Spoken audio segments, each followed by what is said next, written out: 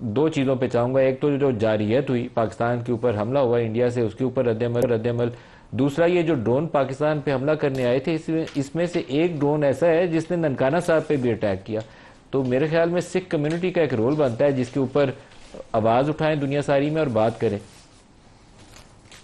जी सब तो पहला पाकिस्तान ਦੇ ਮੇਰੇ ਸਾਰੇ ਭੈਣਾਂ ਦੇ ਭਰਾਵਾਂ ਨੂੰ ਵਾਹਿਗੁਰੂ ਜੀ ਕਾ ਖਾਲਸਾ ਵਾਹਿਗੁਰੂ ਜੀ ਕੀ ਫਤਿਹ। ਦੇਖੋ ਜਿਹੜਾ ਹਿੰਦੁਸਤਾਨ ਦਾ ਆਰਮੀ ਦਾ ਡਰੋਨ ਜਨਮ ਸਥਾਨ ਨਨਕਾਣਾ ਸਾਹਿਬ ਵੱਲ ਆਇਆ ਸੀ ਉਹ ਪਾਕਿਸਤਾਨ ਦੀ ਫੌਜ ਨੇ ਤਬਾਹ ਕੀਤਾ ਔਰ ਨਨਕਾਣਾ ਸਾਹਿਬ ਜਿਹੜਾ ਬਿਲਕੁਲ ਮਹਿਫੂਜ਼ ਹੈ ਔਰ ਉਸ ਦਾ ਕਾਰਨ ਵੀ ਇਹੀ ਸੀ ਕਿਉਂਕਿ ਜਿਸ ਦਿਨ ਦੀ ਜੰਗ ਲੱਗੀ ਹੈ ਉਸ ਦਿਨ ਤੋਂ ਸਿੱਖਸ ਫॉर ਜਸਟਿਸ ਤੇ ਖਾਲਿਸਤਾਨ ਰੈਫਰੈਂਡਮ ਤੇ ਪੰਜਾਬ ਦੇ ਸਿੱਖਾਂ ਨੂੰ ਅਸੀਂ ਲਾਮਬੰਦ ਕੀਤਾ ਕਿ ਤੁਸੀਂ ਹਿੰਦੁਸਤਾਨ ਦੀ ਫੌਜ ਦੇ ਨਾਲ ਨਹੀਂ रल के पाकिस्तान के खिलाफ तुसी नहीं लड़ना, भी तुसी पाकिस्तान की फौज का साथ देना, हिंदुस्तान की फौज का साथ नहीं देना।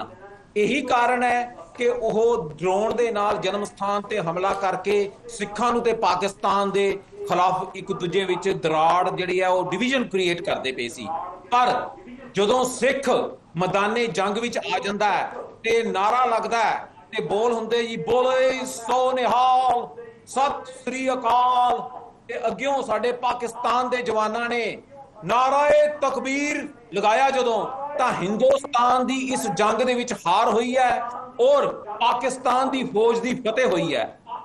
यही कारण है कि अज भी पूरे का पूरा जंग के मैदान विच Sikhs for Justice Khalistan referendum वाले सिख पाकिस्तान के नाल खड़े है और आने वाले समय दे विच भी वो पाकिस्तान के उत्ते पंजाब तो हमला नहीं करन देणगे।